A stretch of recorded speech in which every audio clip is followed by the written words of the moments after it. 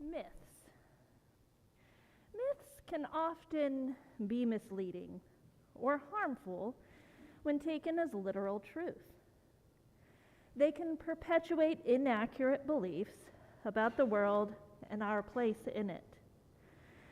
Sometimes, myths, left unchecked, can lead to discrimination, especially when they are used to justify a social hierarchy or stereotypes.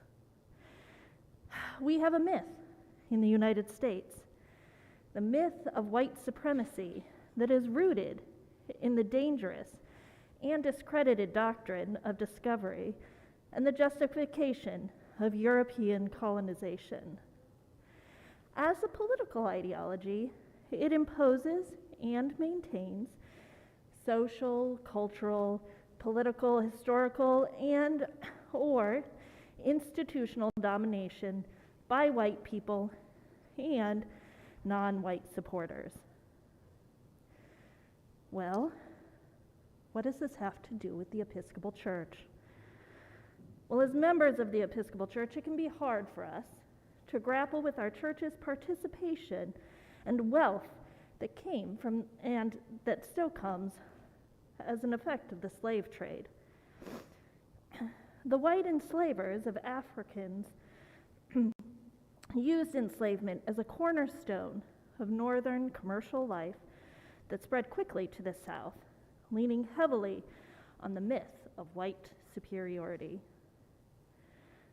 The labors, skills, and wisdom of those enslaved built many businesses, schools, and yes, even Episcopal churches from this big old myth. Though slavery is no longer legal in the United States, it has taken a bit of a different form that is known as mass incarceration. Right now, on any given day, nearly 2 million individuals are locked up in the United States. Black Americans are imprisoned at a rate 5 times higher than white Americans. Native Americans are detained at a rate 4 times higher than white Americans. And Latinx Americans are imprisoned at a rate twice as high as white Americans. So when people really took a dive into this information in our church in 2018, something was happening in the United States. There were protests happening in Ferguson. And while we couldn't do much up here in Des Moines, our bishop, Alan Scarf, had the clergy read a book by Jen Harvey on raising healthy white Christians. And as Jen Harvey says often in many of her talks and in her work, she describes white supremacy as a smog that we've all been breathing in, and that we haven't known we've been consuming it for quite some time because it just seems normal. Well, under the guidance of Bishop Scarf, now canon to the ordinary, Meg Wagner, the Beloved Community Initiative was formed to tell the truth, to proclaim the dream of beloved community, to practice the way of love, and to repair the breach in societies and institutions.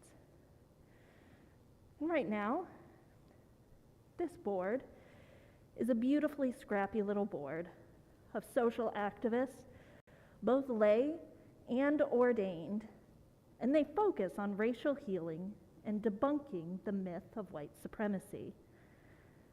The task of this group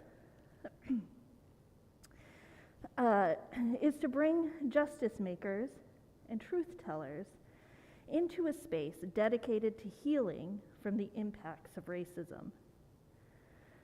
For those of you who have entered into this work of self-reflection, education, and spiritual formation, in our complicity to the white supremacist structures that many in this room benefit from, you know that this work is hard, this work is tiring, And this work is met with a significant amount of resistance.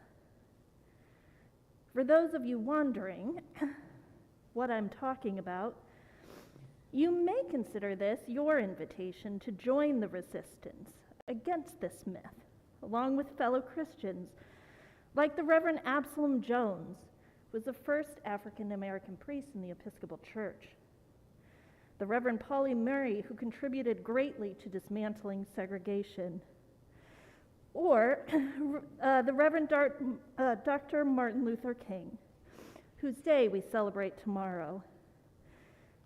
And interesting enough, we celebrate it tomorrow on the same day of the inauguration of a president who won his race based on white supremacist narratives. It was Martin Luther King who had a dream of becoming a beloved community. Beloved community is a concept popularized by King as he describes where everyone is cared for. In beloved community, everyone is free from poverty, free from hunger, and free from fear. Beloved community is a place where racism and all forms of discrimination are replaced by the spirits of love and inclusivity. I'm sorry, it's getting very hot under this mask. Becoming a beloved community requires us, especially us white folks in here, to check unearned and undeserved privileges. It requires us to participate in resistance through education and spiritual reflection, and most importantly, coming together in community. And there is joy in this resistance.